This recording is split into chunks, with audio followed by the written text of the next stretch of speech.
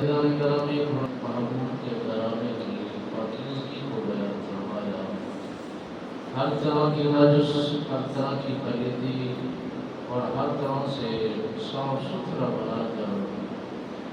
نبی رحمت فخر موجودات صلی اللہ علیہ وسلم سرکار کے گھر کو عطا فرمایا۔ یہ گھر نہ پلیدی برداشت کرتا ہے،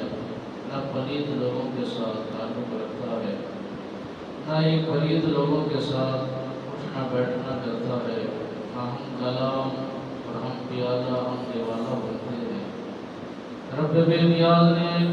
ان کے اوصاف کا ذکر جو فرمایا وہ کمال ذکر ہے،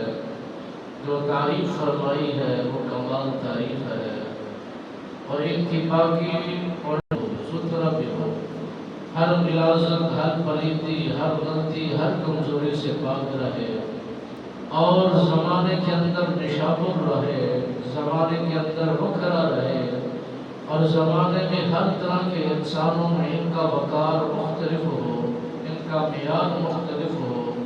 ان کی چال مختلف ہو، ان کے امتحانات مختلف ہو، ان کا بہترین انداز مختلف ہو، ان کی گفتار مختلف ہو۔